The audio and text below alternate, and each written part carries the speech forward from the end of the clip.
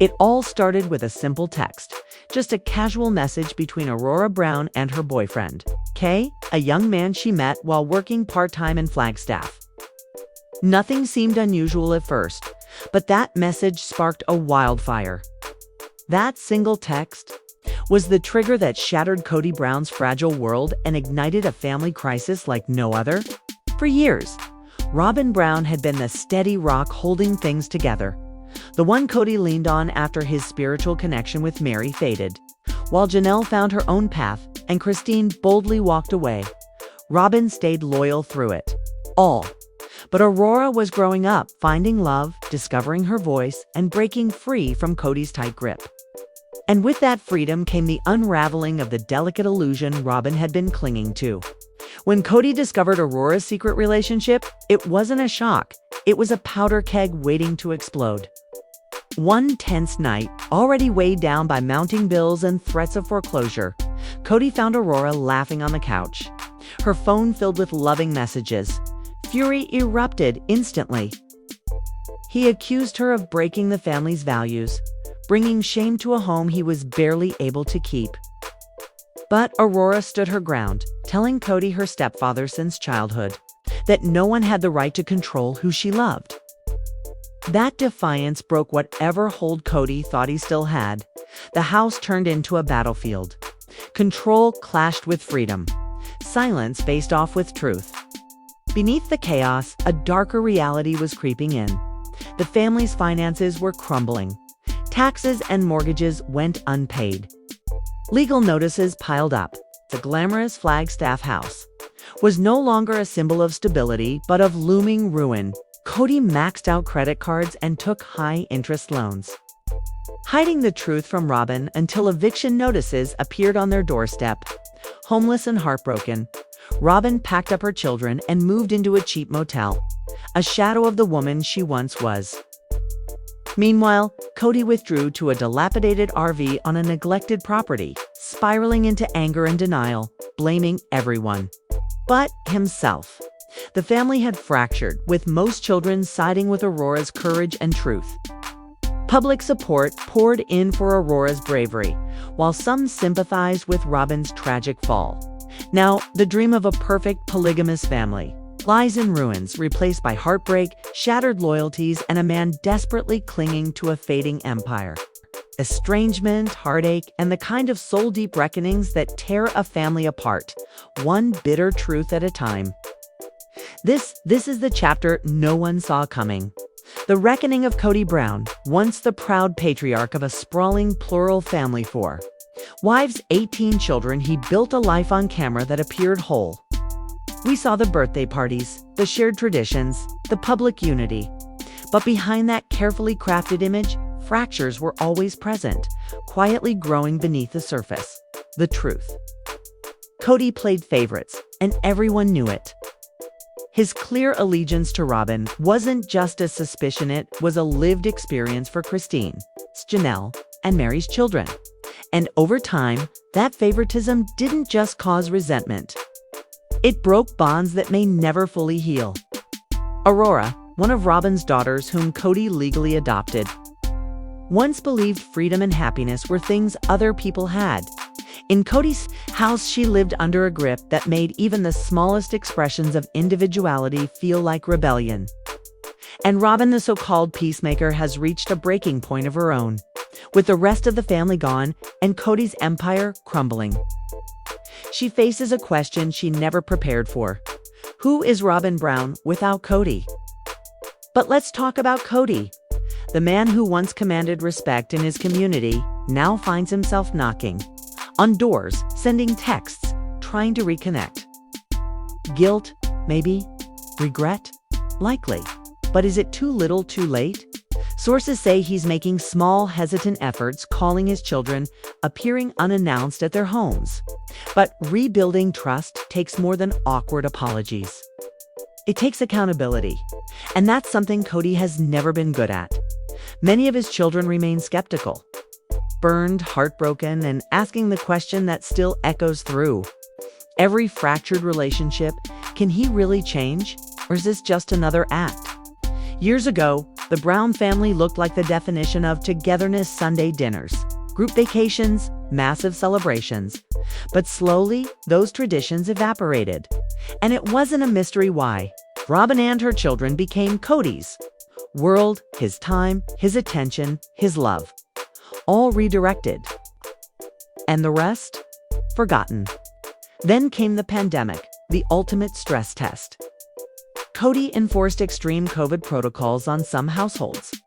For others, like Robyn's, the rules didn't seem to apply. That double standard wasn't just unfair, it was a slap in the face, especially to Gabriel and Garrison, who openly called it out. Garrison, in particular, drew a hard line. Their relationship with Kody crumbled to dust, with Garrison refusing even to speak to him. Christine saw the writing on the wall. After years of emotional neglect, she made the bold move to leave. That moment was the first domino. Janelle followed, then Mary.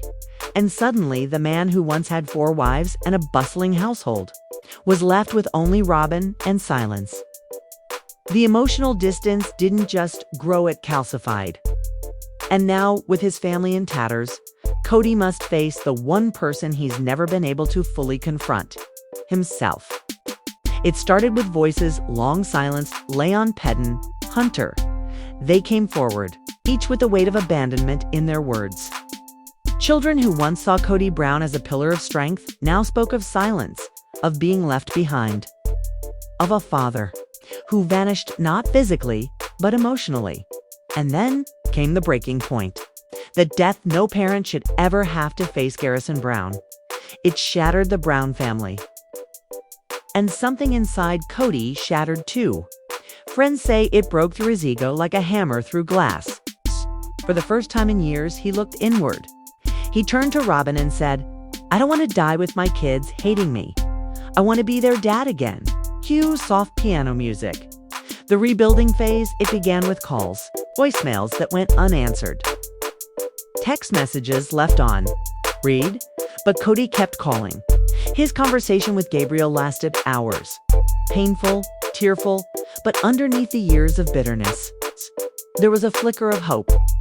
He apologized to Savannah, excuses, no deflection. He listened. For once, he just listened. Even Gwendolyn posted cautiously. Forgiveness isn't forgetting. But sometimes it's a start. But not all wounds heal at the same pace. Padan's words were raw. You can't just walk back in and expect everything to be okay. Even the younger kids born into the fallout carry pieces of pain they barely understand. Cut to a family dinner. The first in years Kody showed up. Quiet, reserved. He brought flowers, not fanfare. He didn't dominate the conversation. He let others speak. Later, at a school play, a parent noticed. You could tell it meant something to him. And maybe, just maybe, he's learning. Therapy, self-help books, cutting back work, trying to be present, not just provide. "I'll do whatever it takes," he told a friend. "I just want my kids back." Christine supports honesty but urges her children to guard their hearts. Janelle is cautiously hopeful. Even Mary, once silent, now speaks of the possibility of healing, a pause, a shift, a memorial. The family came together to honor Garrison. Tears flowed. Kody wept openly, unashamed. He hugged each of his children and, in a whisper heard by a few, said, "I thought being a good father was just paying the bills. I didn't realize they needed me, and I wasn't there." That pain now fuels him. He shows up for birthdays, for graduations, not as the patriarch, but as dad. A man learning to be human again. Gabriel posted, "We're all trying. It's not easy. But people can change." Savannah shared a photo, starting over. Gwendolyn reminded followers, trust takes time, real time.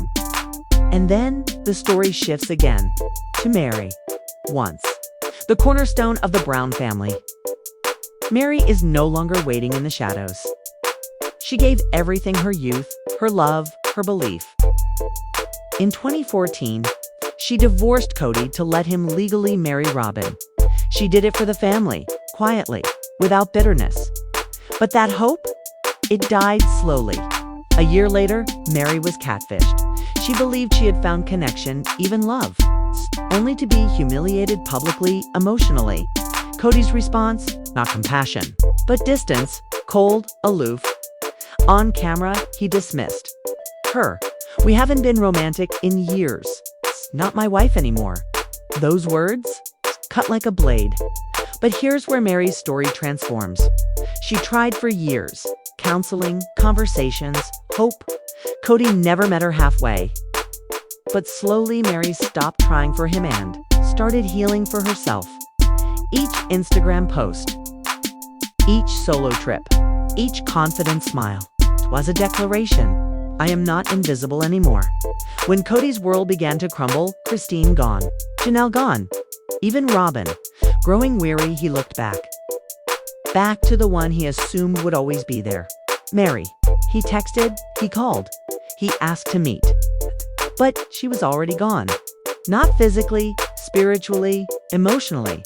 "I will never get back together with Kody," she told a friend. That chapter is over. Final act, the reckoning. She blocked his number. Took the last of her things, told her Utah staff. No surprise visits. When Kody showed up anyway, she looked him in the eyes and said, "Go." And he did. That's when it finally hit him. She's really gone. Insiders say he keeps an old photo of them in a drawer. Sometimes he just stares, quiet, still. "I didn't appreciate her when I had her," he reportedly said, "and now it's too late." A soft swell of music, Mary's rebirth today. Mary hikes mountains, runs her business, posts with joy, not cryptic.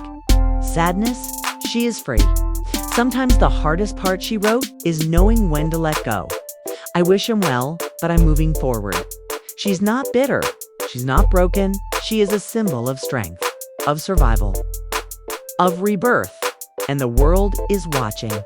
Because this is no longer the story of Kody and Mary Brown.